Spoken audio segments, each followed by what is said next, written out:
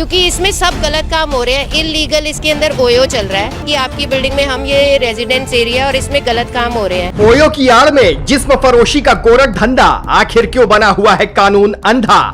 पाई जोड़कर बनाया मकान, अब अदालत में देना पड़ रहा है मालिकाना हक का हिसाब। बुजुर्ग माँ ने की कानून से गुहार, पाई जोड़कर बनाई बिल्डिंग हमें वापस दिला दो मिलॉर्ड।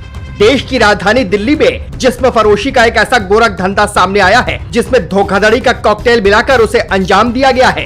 एक दंपति जिन्होंने कभी उस बिल्डिंग में अपने सपने संजोए थे, जो उस बिल्डिंग के माध्यम से बुजुर्गों की सेवा करने के लिए ओल्ड एज होम खोलना चाहते थे, उनके सपने एक पल में मिट्टी में मिल गए। देश की राजधानी दिल्ली में एक ऐसा मामला सामने आया है जिसने पुलिस के दावों की पोल खोलकर रख दी है। द्वारका इलाके में एक बुजुर्ग दंपति रहते थे जिन्होंने अपने मेहनत की गाड़ी कमाई से एक बिल्डिंग को खरीदी थी जिसमें उन्होंने ओल्ड एज होम खोलने का सपना देखा था।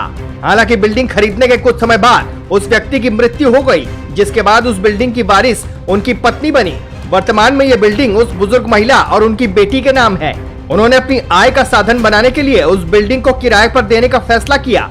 हालांकि कौन ही जानता था कि जिस बिल्डिंग को वो अपनी आय का स्रोत बनाना चाहती है वो उनके गले की हड्डी बन जाएगा, जिसके चलते उन्हें तमाम परेशानियां उठानी पड़ेंगी। एक सुनील कुमार नाम का व्यक्ति उस बुजुर्ग महिला की बेटी के पास पहुंचा और उनसे उस बिल्डिंग को लीज पर लेने की मांग की, जिसके बदले में वो ये तर्क देता है कि वो यहाँ पर पीजी चलाना चाहता है।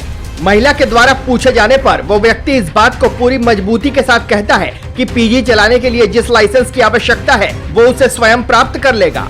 उस महिला ने भी इस बात के लिए हामी भर दी और 3 साल के लिए उस सुनील कुमार नाम के व्यक्ति को बिल्डिंग लीज पर दे दी। इसके बाद जो हुआ वो उस माँ बेटी ने कभी सोचा भी नहीं था। इस पूरे घटनाक्रम में एक ध्रुव कुमार नाम के व्यक्ति की एंट्री होती है जो कि पूरी तरह से फ्रॉड नजर आता है। उसने धोखाधड़ी से सुनील कुमार नाम के व्यक्ति से बिल्डिंग अपने नाम पर करा ली, जिसके चलते 3 साल के लिए वो बिल्डिंग उस ध्रुव कुमार नाम के व्यक्ति के पास चली गई। सुनील कुमार ने इस बात से परेशान आकर बिल्डिंग की मालकिन को इस बात की जानकारी दी और उनसे कहा कि अगर आपसे कोई पूछे कि ये बिल्डिंग आपने किसको किराए पर दी है तो वो उसका ही नाम ले। इन सब घटनाक्रम के बाद जो जानकारी सामने आई वो हैरान कर देने वाली थी।